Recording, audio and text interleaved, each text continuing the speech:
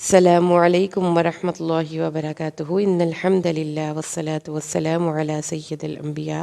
وعلی آلہ وصحبہ اجمعین اما بعد فاعوذ باللہ من الشیطان الرجیم بسم اللہ الرحمن الرحیم 5ویں پارے کے کوئز کے آنسرز۔ سب سے پہلی جو آیت ہے اس میں 24، اس میں جو محرمات کا ذکر میں ایک اور محرم کا ذکر آ گیا، یعنی وہ عورت جو کسی دوسرے شخص کے نکاح میں ہو وہ باقی تمام مردوں کے لیے حرام ہو جاتی ہے،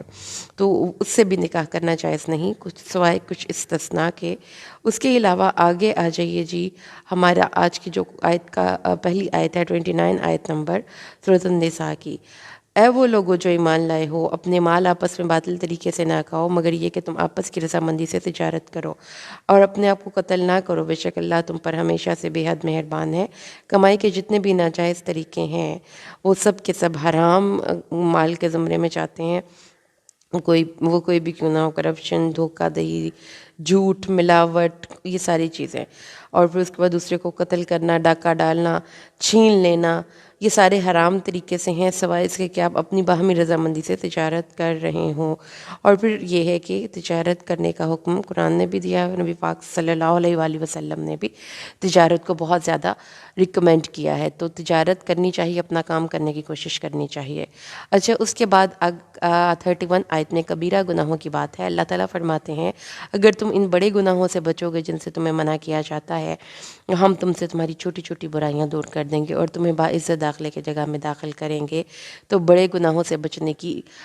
قرآن پاک نے ہمیں ریکمنڈیشن دی ہے، کہ یعنی کہ وہ لوگ جو صرف پاس ہونا چاہتے ہیں آخرت کے پیپر میں، تو وہ پھر اپنے آپ کو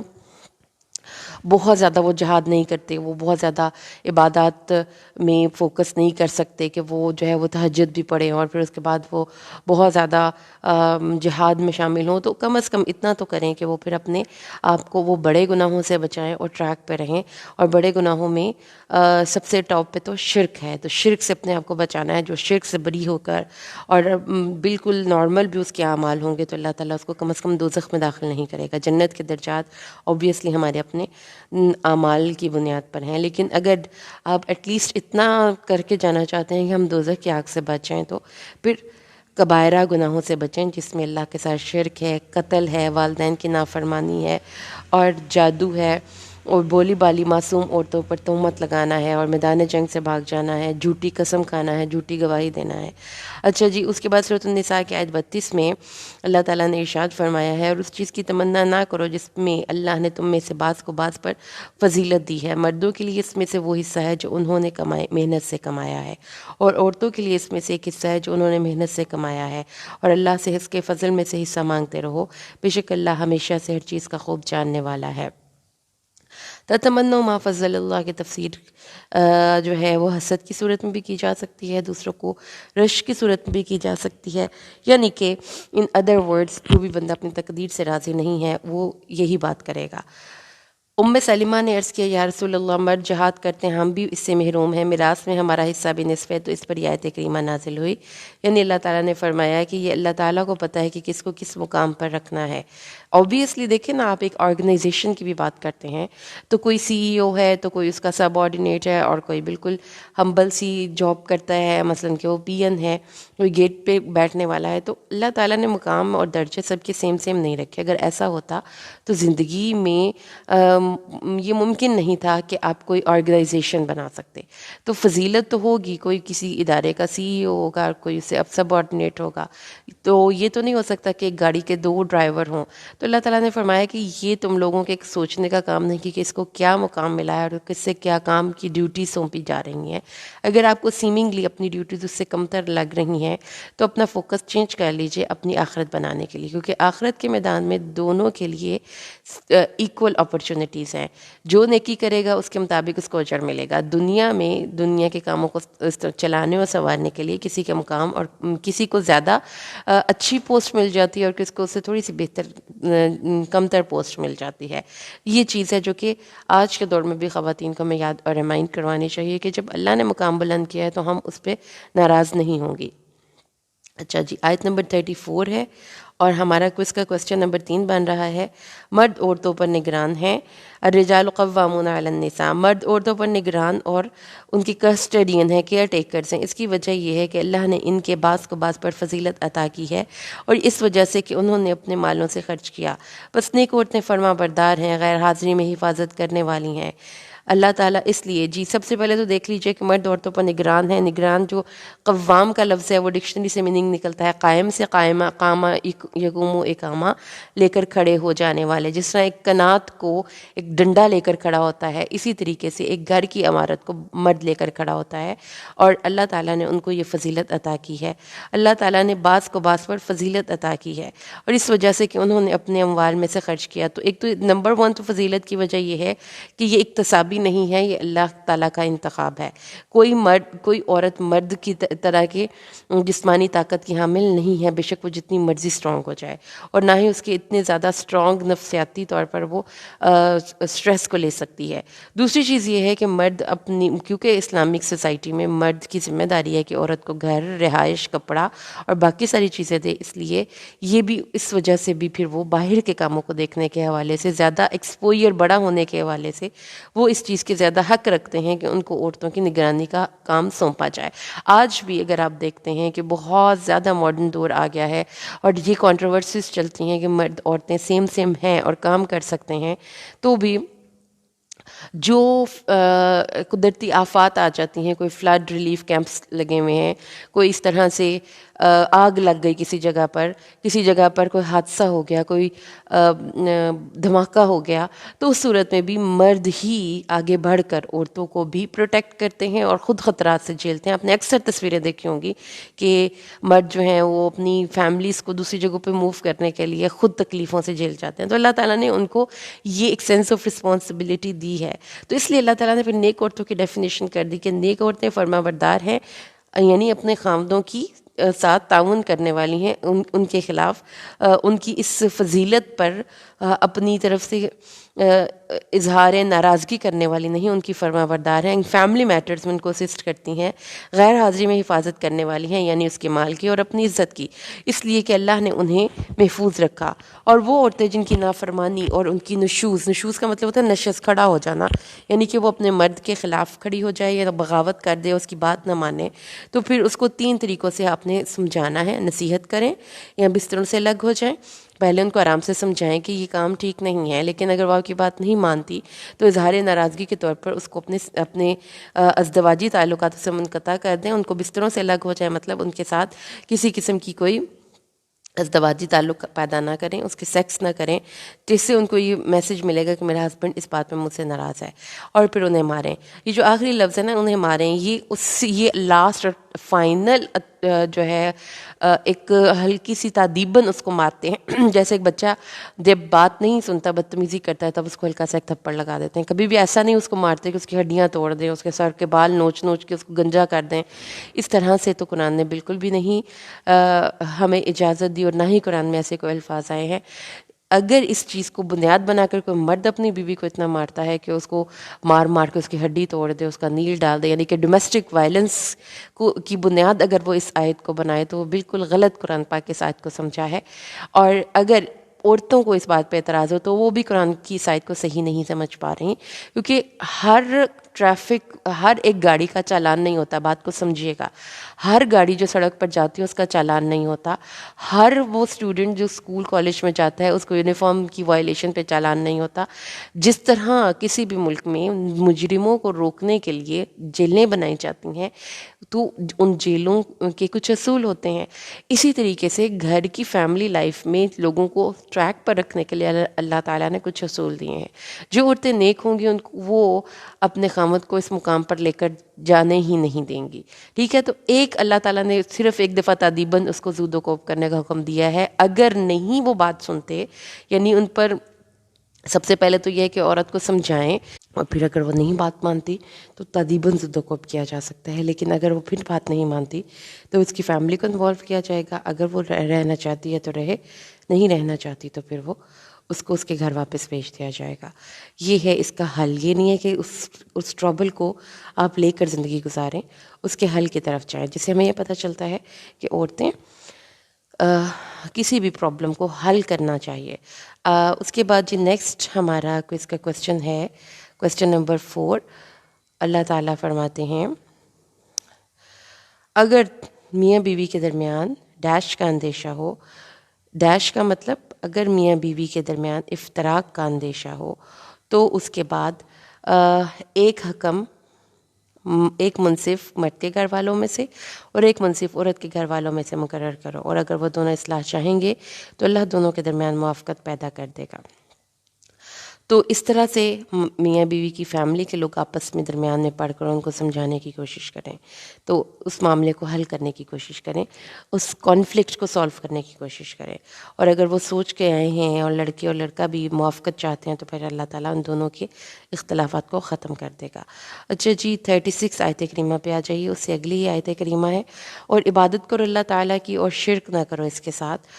تو یہاں پر اللہ تعالیٰ نے بتایا کہ کیا کرنے کے کام ہیں، مطلب ہماری زندگی گزارنے کے لیے قرآن حکیم کیا ریکمینڈ کرتا ہے اللہ تعالیٰ سے اپنا ایموشنل عبادت جو ہوتی ہے نا، وہ ایموشنل اٹیچمنٹ ہے کہ آپ کی محبت، آپ کی اطاعت، اور پھر اس کے بعد آپ کا خوف، آپ کی امیدیں سب ایک ہی ساتھ سے بن جائیں۔ اللہ کی عبادت کرو، اس کے ساتھ کسی کو شریک نہ ٹھہراؤ، ماں باپ کے ساتھ اچھا سلوک کرو، قرابت والے یتیموں اور مسکینوں اور قرابت والے ہمسائے۔ تو اس میں سب لوگ آگے، پیرنٹس بھی آگے، آپ کے ریلیٹیوز بھی آگے، نیئر اینڈ ڈیئر ریلیٹیوز بھی آگئے، پھر آپ کے سارے نیبرز بھی آگئے، اور پھر اس کے بعد اس پریسڈ سیکشن آف سوسائٹی جس میں یتیم اور مسکین ہیں، اور پہلو کے ساتھی یعنی کہ جو آپ کے ساتھ بیٹھتے ہیں، جو آپ کے کو ورکرز ہیں، آپ کے کلیگز ہیں، یا آپ کے ساتھ ٹریول کرتے ہیں، اور وہ مسافر جو کہ اپنے شہروں سے چھوڑ کر آپ کے گھروں میں آ جاتے ہیں، تو آپ ان کے میزبان بنیں، ان کے ساتھ بھی اچھا سلوک کریں، اور ان کے ساتھ بھی جن کے مالک تمہارے دائیں ہاتھ بنے، یعنی کہ آپ کے سب آرڈینیٹس، آپ کے ماتحت، آپ کے غلام، آپ کے ملازم، یعنی ان تمام لوگوں سے ہم نے کیا کرنا ہے؟ عمدہ سلوک کرنا ہے، اچھا سلوک کرنا ہے۔ اللہ تعالیٰ نے ہمیں اس چیز کا حکم دیا ہے۔ یقیناً اللہ ایسے شخص سے محبت نہیں کرتا جو بہت اکڑنے والا اور شیخیاں مارنے والا ہو۔ تو رسول صلی اللہ علیہ وسلم کی 2 احادیث اس سلسلے میں سن لیجئے۔ مسکین پر صدقہ صرف صدقہ ہے، اور رشتہ دار پر صدقہ بھی ہے، اور صلہ رحمی بھی ہے۔ آپ نے فرمایا کہ جو شخص یہ پسند کرے کہ اس کے لیے اس کا رزق فراخ کیا جائے اور اس کی موت میں تاخیر کی جائے تو اسے چاہیے کہ اپنی رشتہ داری کو ملائے۔ اور پھر رسول صلی اللہ علیہ وسلم نے فرمایا کہ میں اور یتیم کی کفالت کرنے والا جنت میں یوں ہوں گے۔ پھر آپ نے اپنی دونوں انگلیوں، شہادت اور درمیان کی انگلی کو ملا کر بتایا۔ اچھا، اس کے بعد ہمسائیگی کے بارے میں رسول صلی اللہ علیہ وسلم نے فرمایا ہے کہ مجھے جبرائیل نے ہمسائے کے حقوق کی ادائیگی کی اتنی تاکید کی کہ مجھے یہ لگا کہ شاید ان کو ہمارے مال میں بھی شامل کیا جائے گا۔ تو یہ چیز رکھیے کہ تکبر نہیں کرنا، اور اپنے رشتہ داروں اور اپنے ارد گرد جتنے بھی لوگ ہیں، یہی لوگ ہیں جن سے ہمارے تعلقات ہو سکتے ہیں، تو ان سب سے آپ نے بہترین طریقے سے اپنے تعلقات کو مینٹین رکھنا ہے۔ 38 آیت کریمہ، اور اللہ کو وہ لوگ بھی ناپسند ہے جو اپنے مال، آیت کریمہ 38، اللہ تعالیٰ فرماتے ہیں کہ اللہ تعالیٰ کو ایسے لوگ بھی نہیں پسند جو اپنے مال لوگوں کو دکھانے کے لیے اور ریاء الناس کے لیے خرچ کرتے ہیں، اور نہ وہ اللہ پر ایمان رکھتے ہیں اور نہ یوم آخرت پر، اور جو شخص شیطان کا ساتھی بن جائے تو وہ کتنا ہی برا ساتھی ہے۔ تو جو بخل کرنے والے لوگ ہیں اور جو دکھاوا کرنے والے لوگ ہیں، یعنی کہ عام حالات میں پیسہ خرچ نہیں کرنا ہے لیکن دکھاوے کے لیے خرچ کرنا ہے، تو ایسے لوگ اللہ تعالیٰ کو نہیں پسند، اور جو یہ حرکت کرتا ہے وہ اس چیز کی علامت ہے کہ اس کا ساتھی شیطان ہے۔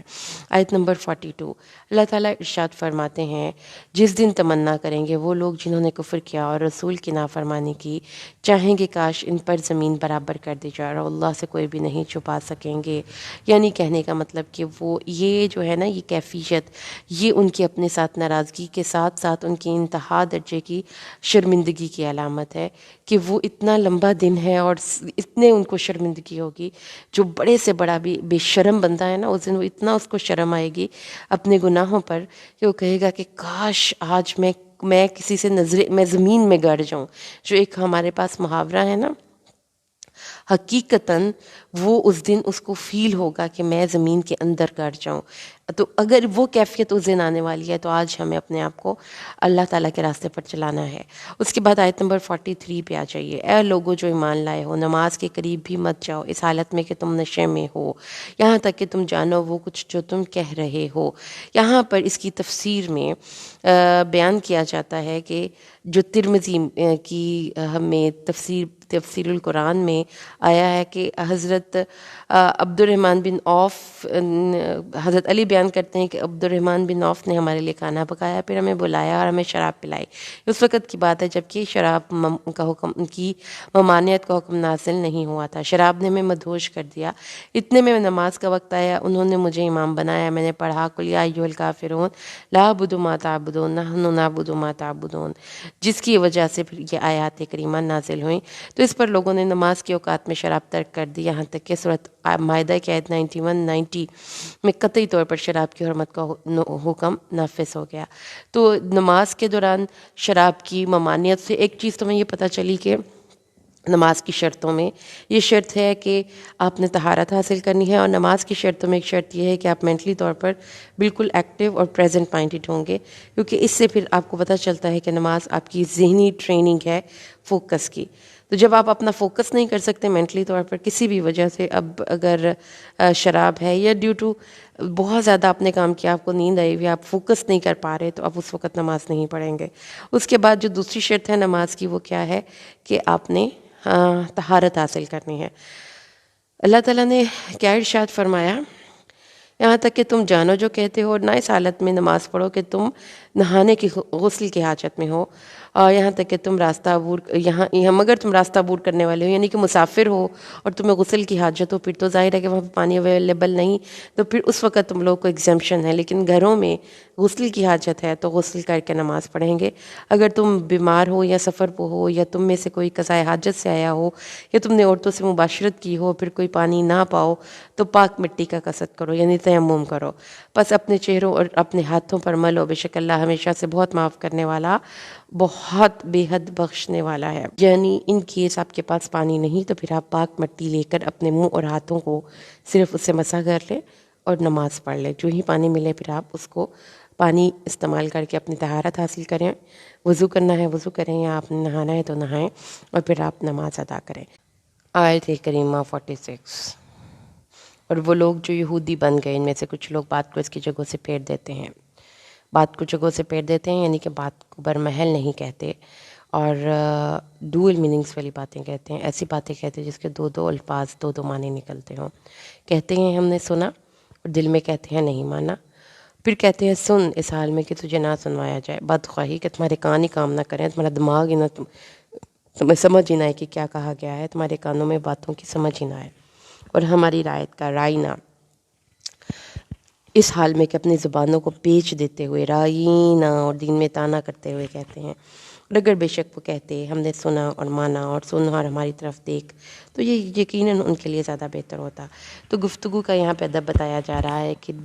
ایک سیدھی یا الذین آمنوا قولوا قولا سدیدا، سیدھی بات کرنی چاہیے، پر باتیں اور ایسی باتیں جس کے دو میننگ نکلتے ہوں، اور ساتھ ہی ایک لگا کے باتیں کرنی۔ اگر کوئی لوگ ایسے کام کرتے ہیں تو ان کو اس سے منع ہو جانا چاہیے، اس لیے کہ اللہ تعالیٰ کو گفتگو کا یہ انداز پسند نہیں ہے، اور اللہ تعالیٰ نے باقاعدہ ان کے الفاظ یہودیوں کے اس میں نقل کیے ہیں، یہ بتانے کے لیے کہ وہ یہ کبھی حرکت کرتے تھے جو کہ اللہ تعالیٰ کی ناراضگی کا باعث بنے۔ آیت 51 پہ آ جائیے۔ کیا تم نے نہیں دیکھا ان لوگوں کو جنہیں کتاب کا ایک حصہ دیا گیا ہے، وہ بتوں اور باطل معبودان پر یقین رکھتے ہیں۔ جبت سے مراد کیا ہے؟ جبتی بالطاغوت، جبت سے مراد جادو اور طاغوت سے مراد شیطان ہے۔ جبت کا لفظ بت، کاہن، جادوگر اور اس قسم کی دوسری چیزوں کے لیے استعمال کیا جاتا ہے۔ حدیث میں آیا ہے کہ پرندوں کو اڑا کر شگول لینا اور زمین پر لکیریں کھینچ کر فارغ گیری کرنا جبت میں شامل ہے، اور طاغوت سے مراد شیطان ہے۔ ہر وہ شخص جو گناہ کی دعوت دے اس کے لیے یہ لفظ بولا جاتا ہے۔ یہودیوں کی رسول صلی اللہ علیہ وسلم سے مخالفت ہوئی تو انہوں نے مشرکین مکہ سے رابطہ قائم کر لیا اور کہنے لگے کہ تمہارا دین مسلمانوں کے دین سے بہتر ہے۔ یہ سب کچھ اس حسد کی وجہ سے تھا کہ نبوت اور ریاست ہمارے سوا بنی اسماعیل کو کیوں مل گئی۔ تو یہاں پر اللہ تعالیٰ نے یہ بات بتائی ہے کہ جب وہ کتاب کو چھوڑ دیتے ہیں تو پھر وہ جبت اور طاغوت پر ایمان لاتے ہیں اور اللہ تعالیٰ کی باتوں کو نہیں مانتے، اور کتاب اللہ کو پہ عمل کرنے کی بجائے وہ شیاطین اور جنات پر ایمان لاتے ہیں۔ جی اس کے بعد آ گئی جی آیت نمبر 56۔ بے شک وہ لوگ جنہوں نے ہماری آیات کا انکار کیا ہم انہیں عنقریب ایک سخت آگ میں جھونکیں گے، جب بھی ان کی کھالیں گل سڑ جائیں گی تو ہم انہیں اس کے علاوہ اور کھالیں بدلیں گے تاکہ وہ عذاب چکھیں۔ بے شک اللہ ہمیشہ سے سب پر غالب کمال حکمت والا ہے۔ اور اللہ تعالیٰ کے نبی صلی اللہ علیہ وسلم نے فرمایا ہے کہ جہنمیوں کے جسم کا سائز بھی قیامت والے دن بہت زیادہ ہو جائے گا۔ کافر کے کان کی لو سے کندھے کے درمیان کا سفر 70 سال کی مسافت ہوگا، اور اس کی داڑھ احد پہاڑ جتنی ہوگی، اور اس کی جلد کی موٹائی 3 دن کے فاصلے کے برابر ہوگی۔ اتنی بڑی بڑی جلدیں ہوں گی تاکہ ان کو اتنا ہی زیادہ عذاب ہو۔ اللہم لا تجعلنا برحمتک منہم۔ کویسچن نمبر 10، آیت نمبر 54۔ اللہ تبارک و تعالیٰ، اب آیت نمبر 58 ہے، اللہ تعالیٰ تمہیں حکم دیتا ہے کہ تم امانتیں ان کے اہل امانت ان کے اہل کے حوالے کر دو، حقداروں کو ادا کر دو، اور جب تم لوگوں کے درمیان فیصلہ کرو تو انصاف سے فیصلہ کرو۔ یقیناً اللہ تعالیٰ تمہیں بہت ہی اچھی نصیحت کرتا ہے۔ بے شک اللہ ہمیشہ سے سب کچھ سننے والا اور جاننے والا ہے۔ خواہ وہ امانتیں کسی قسم کی ہوں، خواہ وہ کوئی کسی کو رتبہ مقام دینا ہو، کسی کو میرٹ پہ سلیکشن کرنی ہو، کسی کو کوئی علم دینا ہو، یہ سب چیزیں جو ہیں ان کو ٹائم پہ ادا کر دی جائیں، کیونکہ رسول صلی اللہ علیہ وسلم نے فرمایا ہے کہ اگر کوئی شخص قیامت کی نشانیوں میں سے ایک نشانی ہے کہ امانت ضائع ہو جائے گی، تو پوچھنے والے نے پوچھا کہ امانتیں کیسے ضائع ہوں گی، تو فرمایا کہ جب نااہل لوگوں کو کوئی وزارت یا عہدے سونپ دیے جائیں گے۔ اور منافق کی 3 نشانیاں رسول صلی اللہ علیہ وسلم نے بتائی ہیں، جب بات کرے تو جھوٹ بولے، جب وعدہ کرے تو خلاف کرے، اور جب اس کے پاس امانت رکھی جائے تو اس کی خلاف ورزی کرے۔ اور امانت میں خیانت اتنا بڑا گناہ ہے کہ شہادت سے بھی معاف نہیں ہوتا۔ یاد رکھیے گا کہ اگر کسی نے کسی کی امانت میں خیانت کی ہے، یعنی کہ کسی کا قرض دینا ہے یا کسی کی کوئی امانت تھی اس کے پاس اور وہ اس کو ادا کیے بغیر فوت ہو گیا، تو شہید کے لیے بھی ہر گناہ معاف ہے سوائے قرض کے جو کہ اس نے کسی کا دینا ہو۔ اچھا، اس کے بعد آگے چلیں تو آیت نمبر ہماری آتی ہے 59 کے بعد۔ کیا نہ دیکھا تم نے ان لوگوں کی طرف جو دعویٰ یہ کرتے ہیں کہ وہ ایمان لائے اس چیز پر جو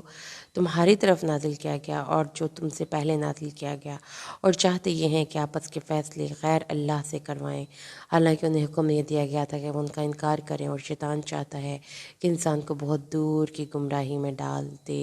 مومن کا کام کیا ہے کہ اللہ کی بات سنے اور اس کے فیصلے کو مانے، لیکن جو شخص قرآن پر بھی اور قرآن پر عمل کا بھی دعوے دار ہے لیکن اپنے آپس کے معاملات کے فیصلے کسی اور سے کرواتا ہے، تو پھر اس کا ایمان اللہ کی نظر میں قابل قبول نہیں ہے۔ آیت نمبر 65، اللہ تعالیٰ ارشاد فرماتے ہیں فلا وربک، اور پس نہیں اے محمد آپ کے رب کی قسم، وہ اس وقت تک ہرگز مومن نہیں ہوں گے یہاں تک کہ جو ان میں فیصلہ کرنے والا ہے تجھے اپنے آپس کے معاملات میں بھی فیصلہ کرنے والا نہ مان لیں، اور اپنی دلوں میں اس میں کوئی تنگی بھی محسوس نہ کریں، اور جو فیصلہ آپ کریں اسے پوری طرح تسلیم کر لیں۔ اس آیت کے شان نزول میں ایک واقعہ بیان کیا جاتا ہے۔ عبداللہ بن زبیر راوی ہیں کہ زبیر اور ایک انصاری کے درمیان ہرہ کی نالیوں میں جھگڑا ہوا۔ زبیر کی زمین اوپر کی جانب تھی جہاں سے پانی آتا تھا۔ رسول صلی اللہ علیہ وسلم نے حضرت زبیر سے انصاری کے حق میں رعایت کی سفارش کی اور فرمایا اپنے باغ کو پانی دے کر اپنے پڑوسی کے لیے چھوڑ دو۔ انصاری نے کہا یہ زبیر آپ کی پھوپھی کے بھائی ہیں، جس کا مطلب یہ تھا کہ آپ نے ان کے رشتے کی رعایت کر دی ہے۔ اس پر آپ کو تنگی محسوس ہوئی، آپ نے فرمایا زبیر اپنے باغ کو اتنا پانی دو کہ منڈیروں پر چڑھ جائے، پھر اس کے لیے چھوڑ دو۔ پہلے آپ نے انصاری کی سفارش کی تھی، اب جب اس نے آپ کو غصہ دلایا تو آپ نے سفارش کے بجائے فیصلہ کیا اور زبیر کو اس کا پورا حق دلایا۔ یعنی اللہ تعالیٰ نے فرمایا ہے کہ جب بھی کوئی کام ہے اور اس میں نبی صلی اللہ علیہ وسلم کا حکم آ جائے تو اس میں کسی قسم کی کوئی چوں چراں اور چوکے چنانچہ نہیں ہوگا۔ آیت نمبر 69، اور جو کوئی اطاعت کرے اللہ کی اور اطاعت کرے اور رسول کی تو یہ ان لوگوں کے ساتھ ہوں گے جن پر اللہ نے انعام کیا، نبیین میں سے، صدیقین میں سے، شہداء اور صالحین میں سے، یہ جنت کے ٹاپرز ہیں۔ اور یہ وہ لوگ ہیں جو کہ جنت میں سب سے ٹاپ رینک پر ہوں گے، نبیین، صدیقین، شہداء اور صالحین، اور کیا ہی اچھی ہیں ان لوگوں کی رفاقت۔ اللہم اجعلنا برحمتک منہم، اللہ تعالیٰ ہمیں بھی ان لوگوں کی شفاعت اور رفاقت نصیب کرے۔ آیت نمبر 75، اللہ تعالیٰ فرماتے ہیں اور تمہیں کیا ہے کہ تم اللہ کے راستے میں ان بے بس مردوں، عورتوں اور بچوں کی خاطر نہیں لڑتے جو کہتے ہیں کہ ہمارے رب ہمیں اس بستی سے نکال لے جس کے رہنے والے ظالم ہیں، اور ہمیں ہمارے لیے اپنے پاس سے کوئی حمایتی بنا دے دے اور کوئی مددگار بنا دے۔ تو یہاں پہ وجوب جہاد اور ترغیب جہاد کا ذکر ہے کہ وہ جو مظلوم لوگ ہوں ان کے لیے لڑا جائے۔ جو اس آیت میں ہے وہ مکہ معظمہ کے مظلوم لوگ ہیں، لیکن اس آیت کا حکم عام ہے کہ جو مغلوب اور مظلوم ہیں ان کی حمایت کے لیے مسلمانوں کو جہاد کرنا چاہیے۔ 78 آیت، اللہ تعالیٰ فرماتے ہیں تم جہاں کہیں بھی ہوگے تمہیں موت پا لے گی، اگرچہ کہ تم بڑے بڑے مضبوط قلعوں میں ہی بند کیوں نہ ہو۔ اگر انہیں کوئی بلائی پہنچتی ہے تو اس لیے موت اگر ہر آپ کے پیچھے پیچھے ہے اور موت آپ کو آنی ہے تو پھر اچھا کام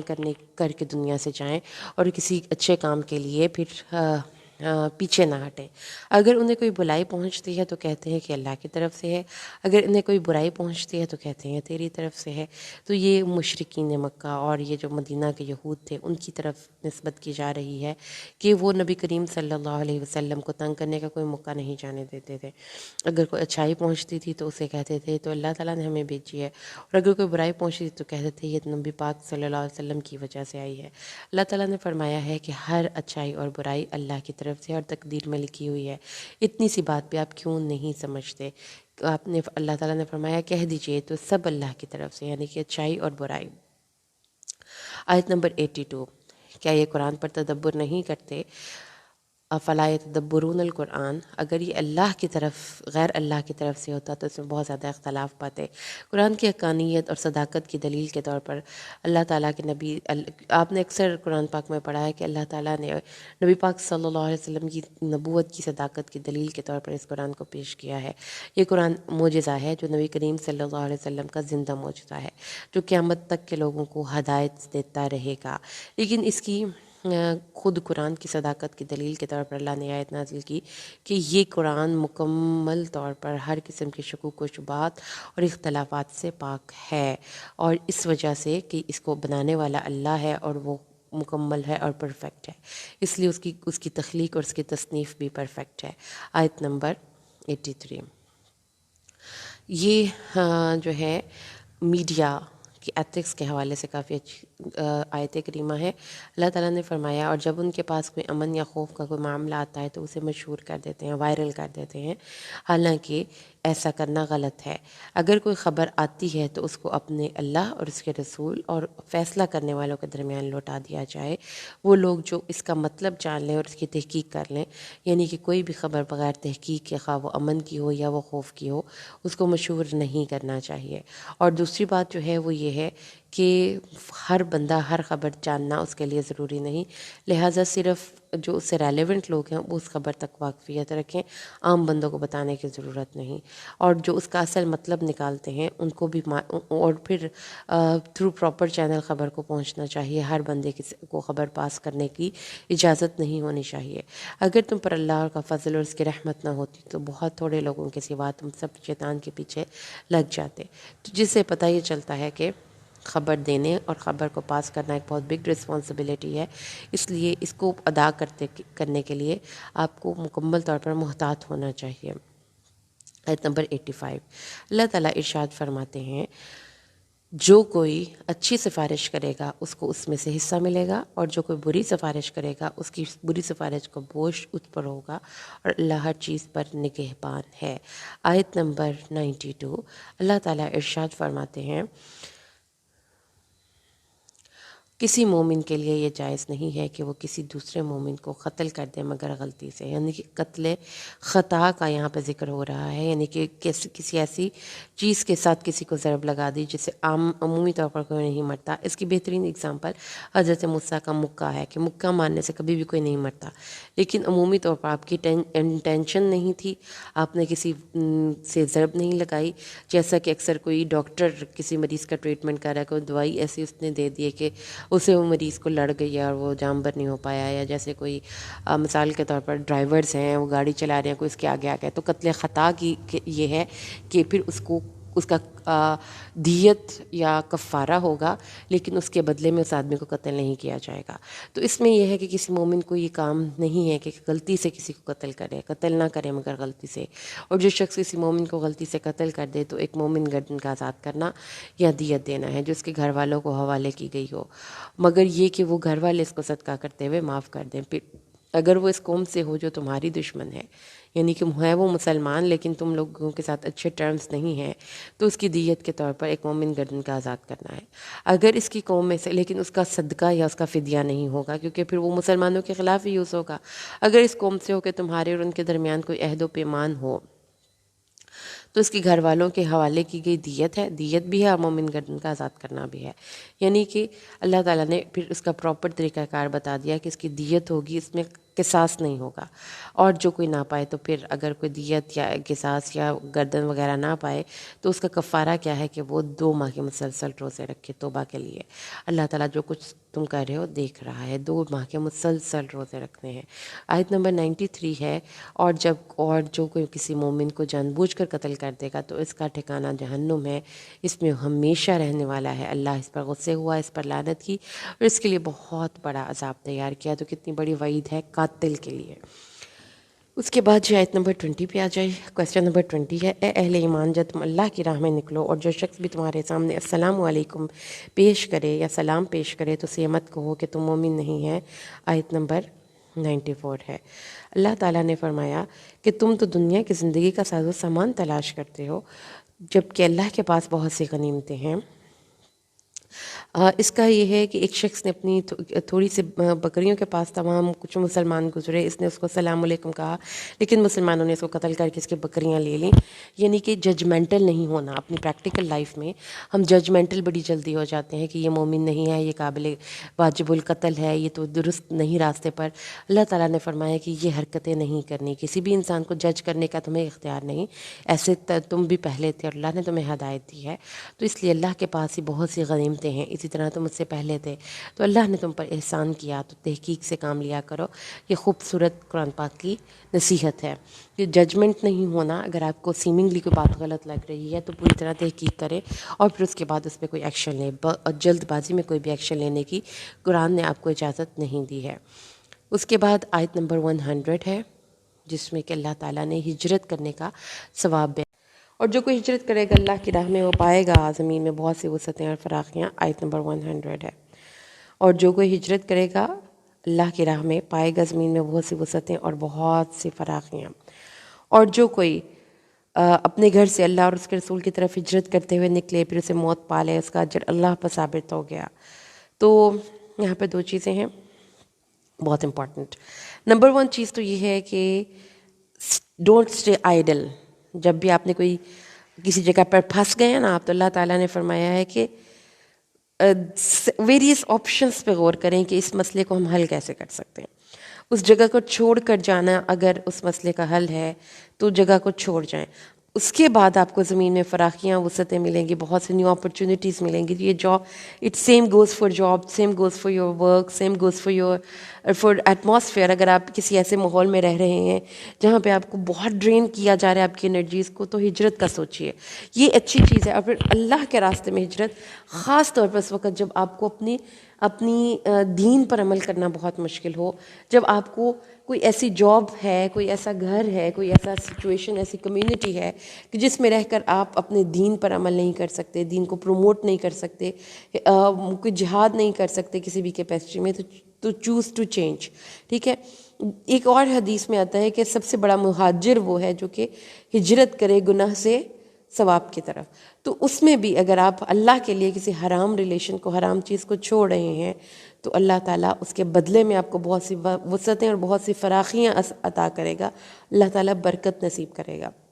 اور کوئی لوگ جو ہجرت کرتے ہوئے فزیکل انوائرمنٹ میں اس کو شاٹ آن سپاٹ اس کو دیکھا، فوجی نے پکڑا، قتل کر دیا، تو اگر وہ اس سچویشن میں مارا ہی جائے تو اللہ تعالیٰ نے فرمایا ہے کہ اس کی جو اجر ہے وہ اللہ کے ذمہ ہے۔ اللہ بخشنے والا مہربان ہے، اللہ بے حد بخشنے والا نہایت مہربان ہے۔ ٹھیک ہے، تو ہجرت کرنے کی بہت زیادہ ترغیب ہے۔ اس کے اگر آپ اپنی سوچ کو دیکھتے ہیں تو اس میں یہ ہے کہ ہر وقت انسان کو نئی چیزوں کو ٹرائی کرنے کے لیے ریڈی رہنا چاہیے اور نئی نئی آپشنز پہ غور کرنا چاہیے۔ اس کے بعد آیت نمبر 102 میں اللہ تعالیٰ نے یہ صلاۃ الخوف کا ذکر بیان کیا ہے کہ نماز جو ہے وہ اپنے جب آپ میدان جنگ میں ہوں گے تو کیسے پڑھنی ہے اس کو دیکھیے تو اللہ تعالیٰ فرماتا ہے جب تو ان میں موجود ہو تو ان کے لیے نماز کھڑی کرے، لازم ہے کہ ان میں سے ایک جماعت تیرے ساتھ کھڑی رہیں اور اپنے ہتھیار پکڑے رہیں، پھر جب وہ سجدہ کر چکے ہیں تو تمہارے پیچھے ہو جائیں، اور دوسری جماعت آئے جنہوں نے نماز نہیں پڑھی پس وہ تیرے ساتھ نماز پڑھیں اور اپنے بچاؤ کا سامان اور اپنے ہتھیار پکڑے رہیں۔ وہ لوگ جنہوں نے کفر کیا ہے چاہتے ہیں کہ کاش تم اپنے ہتھیاروں اور اپنے سامانوں سے غفلت کرو تو تم پر ایک بارگی میں حملہ کر دیں، اور تم پر کوئی گناہ نہیں اگر تمہیں بارش کی وجہ سے کوئی تکلیف ہو یا تم بیمار ہو کہ اپنے ہتھیار اتار کر رکھ دو اور اپنے بچاؤ کا سامان پکڑے رہو۔ تو دیکھ لیجئے اس میں سیلف ایکسپلینیٹری آیت ہے، اس میں کوئی ایکسپلین کرنے کی ضرورت نہیں کہ دو گروہ بنیں گے، ایک گروہ پہلے نماز پڑھے گا اور اپنے ہتھیاروں سمیت پڑھے گا، پھر جب اس کی نماز کمپلیٹ ہو جائے گی تو پھر دوسرا گروہ آئے گا اور وہ اپنے ہتھیاروں سمیت پڑھے گا، جس سے پتہ یہ چلتا ہے کہ نماز کتنا اہم حکم ہے، وہ بیماری ہو، وہ جنگ ہو، کسی حالت میں نہیں معاف۔ اللہ تعالیٰ نے اگلی آیت میں فرمایا ہے کہ نماز مومنوں پر اپنے وقت اوقات مقررہ میں ادا کرنی فرض ہے، اس لیے آپ سب لوگ جو سن رہے ہیں آپ کو نماز کو اپنے وقت پہ ادا کرنے کی کوشش کرنی چاہیے۔ یہ نہیں ہے کہ آپ کسی بھی وجہ سے اپنی نماز ڈیلے کر دیں یا اس کو قضا کر دیں۔ آیت نمبر 109 ہے۔ 109 آیت کریمہ سے پہلے ہم تھوڑا سا اس کا بیک گراؤنڈ دیکھ لیں کہ یہ آیت کس سلسلہ کلام میں نازل ہوئی ہے۔ آیت نمبر 104 سے 113 تک مفسرین نے چوری کا ایک واقعہ بیان کیا ہے جس کی تفصیل یہ ہے کہ بشیر اور مبشر 3 بھائی تھے جو تامہ بن ابیرک یا ابیرک کے بیٹے تھے۔ یہ لوگ مدینہ کے قبیلے بنو ظفر سے تعلق رکھتے تھے۔ بشیر ان میں سے سب سے بدتر تھا جو خود ایک غلط شعر کہتا تھا جس میں مسلمانوں کی کو گالیاں شتم تعجب کرتا تھا ان کی، اور پھر یہ شعر دوسروں کے نام لگا دیتا تھا، لیکن فائنینشلی یہ لوگ بہت ویک تھے۔ رفاع بن زید جن کے گھر انہوں نے چوری کی تھی یہ ان کے ہمسائے تھے۔ رفاع جو تھے وہ ایک امیر مسلمان تھے۔ ایک دفعہ شام سے قافلہ آیا تو انہوں نے وہاں سے ایک بوری میدے کی لی رفاع بن زید نے۔ تو اس وقت جو لوگ تھے نا مدینہ میں وہ خود آٹا کھاتے تھے، اور جو میدہ وغیرہ تھا یہ گھر کے بڑے آدمیوں کے لیے سنبھال کر رکھتے تھے۔ عام لوگ میدہ کھاتے تھے، آٹا یا جو کی روٹی کھاتے تھے۔ رفاع نے وہ میدہ، آپ سوچیں کہ وہ آٹا اور وہ میدہ اتنا امپورٹنٹ کیا، اتنا قیمتی تھا کہ انہوں نے گھر میں اس کو لاک میں رکھا ہوا تھا، سٹور کے ساتھ محفوظ کیا ہوا تھا جہاں وہ گھر کی قیمتی چیزیں رکھتے تھے۔ تو ان کو جب پتہ چلا کہ انہوں نے تو آج بڑا شاپنگ کیا ہے، انہوں نے تو میدہ خریدا ہے، رات کے وقت انہوں نے وہ چوری کر لیا۔ صبح کے وقت جب پوری تحقیق کی گئی، حضرت قتادہ بن نعمان جو کہ ان کے رفاع کے بھتیجے تھے، ان سب نے مل کر جب تحقیق کی تو چور کا پتہ چل گیا۔ اب جب پتہ چل گیا کہ ان 3 بھائیوں نے چوری کی ہے، بشیر اور مبشر، تو انہوں نے کیا کیا، وہ جو زرہ تھی اور وہ جو ان کا کھانا وغیرہ تھا، وہ جو ان کا آٹا تھا وہ ایک یہودی کے گھر پھینک دیا، اور پھر جو اس کے قبیلے کے لوگ تھے بنو ظفر کے، وہ خود ہی پہلے چلے گئے نبی پاک صلی اللہ علیہ وسلم کے پاس اور فرمایا کہ دیکھیں کہ رفاع اور اس کے بھتیجے نے ہمارے گھر والوں پر جو انتہائی نیک شریف اور ایماندار لوگ ہیں چوری کا الزام لگایا ہے۔ اب انہوں نے پوری گراؤنڈ سیٹ کر دی۔ جب قتادہ گئے نبی کریم صلی اللہ علیہ وسلم کے پاس مقدمے کے اس انفارمیشن کے ساتھ، تو حضرت محمد صلی اللہ علیہ وسلم نے ان کی بات ہی نہیں سنی۔ انہوں نے کہا تم نے بلا دلیل ایماندار نیک لوگوں پر چوری کا الزام لگا دیا ہے، اور پھر انہوں نے بتا دیا نا کہ یہ تو چوری کا سامان تو یہودی کے گھر سے نکلا ہے، ان کے پاس تو کوئی دلیل ہی نہیں تھی، انہوں نے ہمارے گھر والوں پر الزام لگا دیا۔ تو اللہ تعالیٰ نے معاملے کی حقیقت کھول دی ہے۔ تو یہ جو آیتیں اب ہم پڑھیں گے نا 108 109 کہ تم وہ لوگ ہو جنہوں نے دنیا کی زندگی میں ان کی طرف سے جھگڑا کیا، تو اللہ کی طرف سے ان کی طرف سے قیامت کے دن اللہ کے سامنے کون جھگڑے گا اور کون ان کی وکالت کرے گا؟ جی، برائی کی پشت پناہی اللہ کو سخت ناپسند ہے۔ جس نے غلط کیا ہے تو وہ اس کو غلط کہیں۔ تو یہ چیز کی آیت مجھے بہت ریلیونٹ لگتی ہے جب ہم پولیٹیکل سسٹمز پہ لوگوں کو بحث کرتے ہوئے دیکھتے ہیں سوشل میڈیا پہ ارد گرد، یعنی کہ جس نے غلط کیا ہے، اگر میں مثال کے طور پر کسی خاص مذہبی عقیدے یا کسی خاص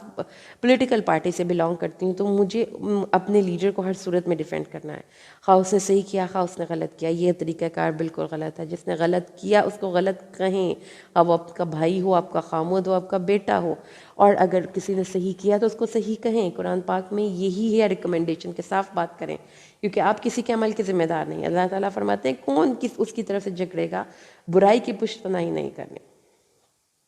جو کوئی غلطی یا گناہ کا ارتکاب کرتا ہے پھر اس کا الزام کسی بے گناہ کے سر تھوپ دیتا ہے، اس نے اپنے اوپر ایک بہت بڑا گناہ اور تہمت اور صریح گناہ کا بوجھ اٹھایا ہے، تو یہ تہمت لگتی ہے۔ تو جس نے غلط کیا اس کو غلط کہیں، اور اگر آپ نے غلط نہیں کیا اور کسی ایسے انسان پر آپ نے الزام لگا دیا جس بیچارے کو پتہ ہی نہیں، تو آپ نے بہت بڑے گناہ کا ارتکاب کیا ہے، کیونکہ آپ نے تہمت لگائی ہے۔ اور آپ کو پتہ ہے کہ تہمت کا جو سورۃ نور میں آپ جا کے پڑھیں گے کہ کسی کی کردار پر تہمت لگانے، اور جب آپ کے پاس اس کے لیے گواہ نہ ہو تو آپ کو اس پہ 80 کوڑے مارنے کا شریعت اسلامیہ نے حکم دیا۔ آیت نمبر 115 میں ہے، اور جو کوئی رسول کی مخالفت پر تل گیا اس کے بعد کہ اس پر ہدایت واضح ہو چکی اور وہ اہل ایمان کے راستے کے سوا کوئی دوسرا راستہ اختیار کرے تو ہم اس کو وہیں پہ پھیر دیں گے جدھر وہ پھرا ہے، یعنی اپنی دل کی خوشی سے رسول صلی اللہ علیہ وسلم کا راستہ چھوڑ دینے والے شخص کی زندگی میں پھر کبھی بھی خیر کا دروازہ نہیں کھلتا۔ اگر وہ راستے کو چھوڑ دیتا ہے تو پھر وہ اسی اسکواڈ کا حصہ بن جاتا ہے جو دوزخ میں جانے والی ہے۔ اس لیے یہ ہمارے دل کی چوائس ہے، جیسے کہ وہ بھائی جو تھے جنہوں نے، جو بشیر تھا جس نے وہ چوری کی، پھر وہ جا کر مکہ کے کافروں سے، مشرکوں سے مل گیا، تو اللہ تعالیٰ نے فرمایا کہ ہمارا اس نے کیا بگاڑا، اس نے تو خود اپنا راستہ چینج کیا ہے، تو وہ راستہ تو جہنم کی طرف جا رہا ہے، تو نقصان تو اس نے اپنا کیا، ہم اس کے وہیں پہنچائیں گے جدھر وہ جانا چاہتا ہے، اور جہنم بہت بری لوٹنے کی جگہ ہے۔ اللہ اس بات کو ہرگز نہیں بخشے گا کہ اس کے ساتھ شرک کیا جائے، اور بخش دے گا اس کے سوا جس کے لیے اور جو کچھ وہ چاہے گا، اور جو شرک کرتا ہوا ہو اللہ کے ساتھ تو وہ گمراہ ہو گیا بہت دور کی گمراہی میں۔ تو بہت واضح سٹانس ہے قرآن پاک کا، اور بہت ہی ایک خطرناک سچویشن اس وقت ہمارے سامنے ہے کہ ہم میں سے کوئی بندہ اس چیز کو سیریس نہیں لیتا، نہ پڑھتا ہے، نہ پڑھاتا ہے، نہ ہی اس چیز کے بارے میں غور و فکر کرتا ہے کہ شرک کیا ہے، کیونکہ یہ وہ ایک ایسا گناہ ہے جو ہماری زندگی بھر کی کوششوں اور اعمال کو اکارت کر دے گا۔ اس لیے اللہ سے دعا کرے کہ اللہ ہمیں شرک سے بچائے۔ آیت نمبر 119 اور 27 ہے، اور میں لازماً ان کو، یہ جو ہے نا، یہ 119 جو آیت کریمہ ہے اور کوسچن نمبر 127 ہے، یہ شیطان کا مکالمہ ہے اللہ تعالیٰ سے۔ شیطان پر اللہ نے لعنت کی تھی اور اس نے کہا میں تیرے بندوں سے ایک تیرا مقرر حصہ ضرور لوں گا، اور پھر اس نے کہا کہ میں ضرور انہیں بہکاؤں گا اور ضرور امیدیں دلاؤں گا اور ضرور انہیں سکھاؤں گا، تو وہ ضرور جانوروں کے کان چیر ڈالیں گے، اور میں انہیں سکھاؤں گا تو وہ ضرور اللہ کی تخلیق کو تبدیل کر دیں گے، اور جو کوئی شیطان کو اللہ کو چھوڑ کر دوست بنائے تو تحقیق وہ بہت بڑے نقصان میں، بہت بڑے خسارے میں چلا گیا۔ تو یہ جو وعدے شیطان کر کے آیا ہے کہ گمراہ کروں گا، گول گول گھومتا ہے۔ ہم دیکھیں کہ اس وقت بھی بہت سے لوگ جو ہے ان کی زندگی میں کوئی واضح نصب العین نہیں سوائے پیسے کے، اور نہ ہی وہ کسی انسان کی زندگی میں کوئی آسانی پیدا کرنے کا نصب العین رکھے ہوئے ہیں۔ آرزویں ہیں، گمراہیاں ہیں، اپنی ذات کو خراب کرنا، اپنے آپ کو، ان کو اپنے مقصد، اپنے اس کو فراموش کرنا، اپنے وقت کو کا ضیاع کرنا، اور اپنی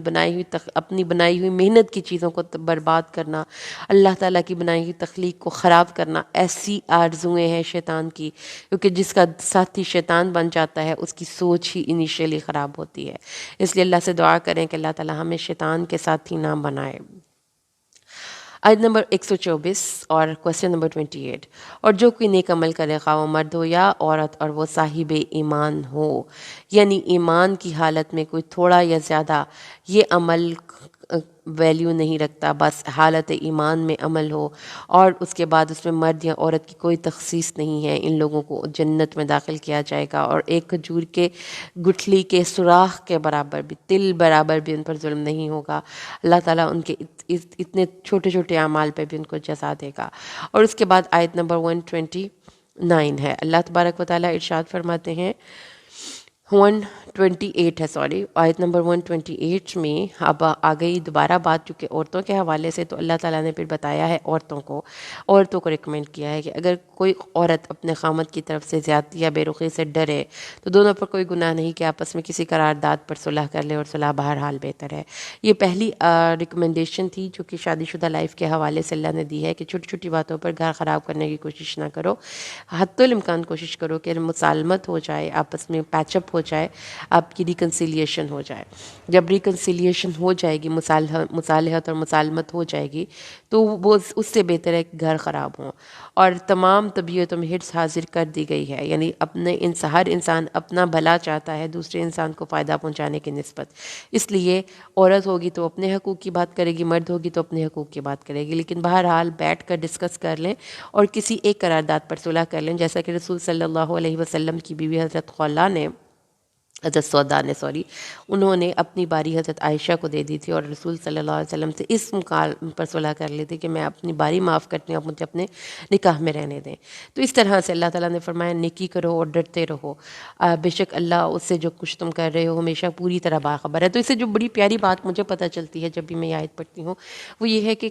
ہم میں سے ہر بندہ 100% کی کوشش کرتا ہے، لیکن اللہ تعالیٰ نے یہ دنیا کی زندگی بنائی ہی ایسے ہے کہ کوئی بھی چیز کسی بھی انسان کو 100% نہیں ملتی. تو اگر آپ کو 20% بھی سے مل رہا ہے تو اس سے بہتر ہے کہ آپ کے پاس کچھ بھی نہیں. تو عورتوں کو اللہ تعالیٰ نے بات سمجھائی کہ ظاہر ہے کہ خاوند کے ساتھ جو تمہیں بینیفٹس ملتے ہیں، گھر میں رہتی ہو، تمہیں گھر کے بل، بجلی کے بل، ہر چیز تو وہ تمہاری کیئر کرتا ہے. تو اگر کسی وجہ سے تمہیں مصالحت کرنی پڑتی ہے کسی کچھ باتوں پر تو کر جاؤ، ضروری نہیں ہے کہ یہ کام مستقل ہو سکتا ہے کہ وقت چینج ہو تو حالات بھی بدل جائیں. تو یہ بڑی خوبصورت ایک نصیحت ہے جو اللہ تعالیٰ نے کی ہے کہ بڑا ڈیپلی سچویشن کو آبزرو کر کے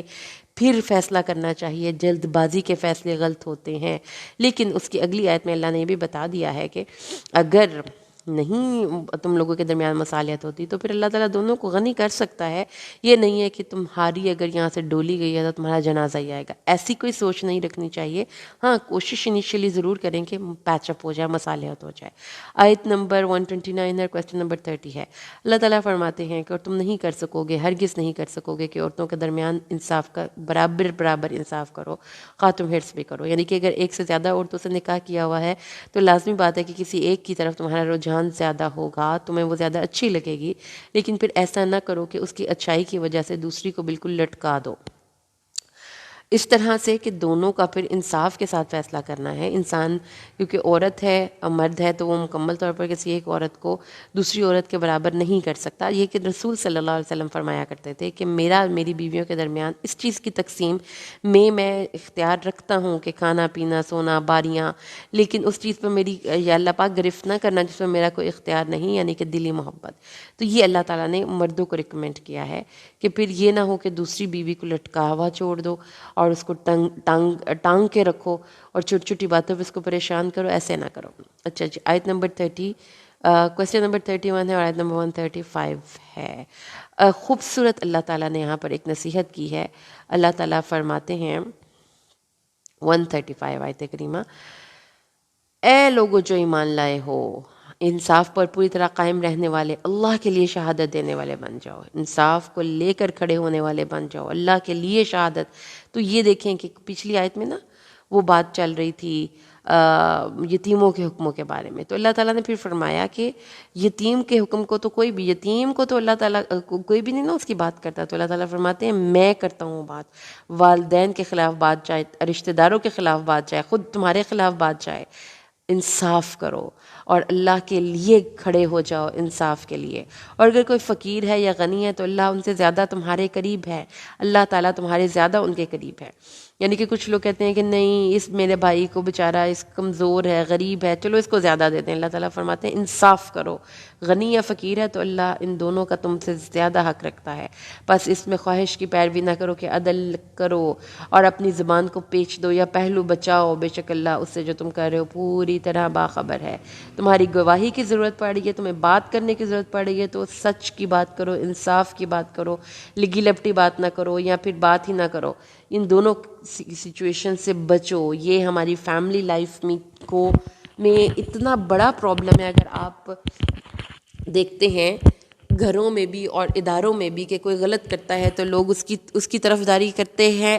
جو کہ طاقت والا ہوتا ہے، اور جو صحیح ہوتا ہے بے شک لیکن وہ امیر جس سے اس کو کوئی انیشیل بینیفٹ نہیں ملنے والا یا اس کا اتنا مقام نہیں ہے تو لوگ اس کی بات ہی نہیں کرتے. تو اللہ تعالیٰ فرماتے ہیں انصاف کی بات کرو، بات تو کرو، کم از کم تمہیں ہو گیا ہے، اور انصاف کے ساتھ اللہ کے لیے گواہی دینے والے بن جاؤ. اور کوئی تمہیں اس سلسلے میں کسی قسم کی کوئی بہانہ نہ کرو کہ نہیں یہ غریب تھا نا بیچارہ میرا بھائی، نہیں یہ میرا، تو اس لیے آگے چلیے آیت نمبر 32 اور 138 آیت کریمہ. اے نبی صلی اللہ علیہ وسلم منافقین کو خوشخبری دے دیجئے کہ ان کے لیے عذاب علیم ہے. طنز اللہ تعالیٰ نے فرمایا ہے کہ جو منافق ہیں ان کے لیے بہت برا عذاب ہے. آیت نمبر 33، اور یہ بات وہ تم پر نازل کر چکا ہے اس کتاب میں کہ جب تم سنو کہ اللہ کی آیتوں کے ساتھ مذاق کیا جا رہا ہے اور اس کے ساتھ کفر کیا جا رہا ہے تو ان کے ساتھ مت بیٹھو یہاں تک کہ وہ اس کے علاوہ کسی اور بات میں مشغول ہو جائیں. ان کے پاس سے اٹھ کر آ جاؤ، یعنی کہ مائنڈ کرو اور برا مانو اس بات کا کہ اگر وہ اللہ کی آیات کا مذاق اڑا رہے ہیں، کیونکہ مذاق اسی کا اڑایا جاتا ہے جس کو آپ اہم نہیں سمجھتے، جس کو آپ سیریس نہیں لیتے. کبھی کسی نے اپنی ماں کا مذاق نہیں اڑایا، کبھی کسی نے اپنے باپ کا، بچے کا مذاق نہیں اڑایا. مذاق ہم ان کا اڑاتے ہیں جو آپ کی نظر میں غیر اہم ہوتے ہیں، جن کو آپ غیر سنجیدگی سے لیتے ہیں. تو اللہ تعالیٰ فرماتے ہیں کہ اللہ تعالیٰ اور اس کی کتاب کے ساتھ تمہارا محبت کا تعلق اتنا سیریس گراؤنڈز پہ ہونا چاہیے کیونکہ اس کے خلاف بات کرے تو تم مائنڈ کرو اور پھر اس بندے کے ساتھ تعلق منقطع کر کے وہاں سے اٹھ کے آ جاؤ. کیونکہ جب کسی محفل میں آپ اچانک اٹھ کے چلے جاتے ہیں مینس دیٹ کہ آپ نے اس بات کو بڑا سخت مائنڈ کیا ہے، تاکہ اگلی دفعہ تمہاری پریزنس ایٹ لیسٹ اس بندے کو کا وہ لحاظ کرے، اس طرح کی غلط بات نہ کرے. اچھا، اس کے بعد آگے چلیں تو اللہ تعالیٰ نے فرمایا ہے اور یہ بات وہ کتاب میں نازل کر چکا کہ جب تم سنو کہ اللہ کی آیات کے ساتھ مذاق اڑایا جا رہا ہے، ان کا انکار کیا جا رہا ہے، تو ان کے ساتھ مت بیٹھو یہاں تک کہ وہ کسی اور بات میں لگ جائیں، ورنہ تم بھی انہی کے مانند ہو جاؤ گے. یقیناً اللہ جمع کرنے والا ہے منافقوں کو اور کافروں کو جہنم میں. اے منافقوں ذرا سوچو، اللہ تمہیں عذاب دے کر کیا کرے گا اگر تم ایمان لائے اور شکر کرتے رہے. تو شکر اور ایمان اللہ کے عذابوں سے دور کرنے کا ذریعہ ہے. یقیناً منافق تو کوشش کریں اللہ کو دھوکہ دینے کی، اور وہ ان کو دھوکہ دے کر رہے گا. جب وہ کھڑے ہوتے ہیں نماز کے لیے، منافق کی نماز، تو کھڑے ہوتے ہیں نہایت کسل مندی سے، نہایت سستی سے، اور وہ اللہ کا ذکر نہیں کرتے مگر بہت کم. تو اس سے آپ کو اپنی نماز بھی دیکھنی ہے. کسل مندی کی نماز میں پھر یہ ہے کہ ڈیلے کرتے جائیں، اچھا بھی پڑھتا ہوں، پڑھا تو صحیح طرح وضو نہیں کیا، پھر جا نماز بچایا تو دوپٹہ صحیح طرح نہیں لیا. مطلب کہ انتہائی، جیسے وہ کوئی بچے کو اسکول بھیجا جاتا ہے نا، تو کبھی وہ کہیں ٹانگیں اڑاتا ہے، کبھی وہ کہیں ٹانگیں اڑاتا ہے، پھر بالآخر اگر اسکول جانا پڑتا ہے تو انتہائی برے دل کے ساتھ جاتا ہے. تو یہ ہے کہ وہ برے دل سے نماز پڑھتے تھے اور ایسی نماز اللہ کو نہیں پسند. جی، تو الحمدللہ ہمارا 5واں پارہ مکمل ہوا. اللہ تعالیٰ سے دعا کریں کہ اللہ تبارک و تعالیٰ ہم سب کے لیے اپنی رحمت خاص کھولے اور قرآن کی جو وزڈم ہے اسے ہماری زندگیوں کو تبدیل کریں. آمین. بارک اللہ لی و لکم فی القرآن الحکیم و نفعنی و ایاکم بالآیات والذکر الحکیم. السلام علیکم.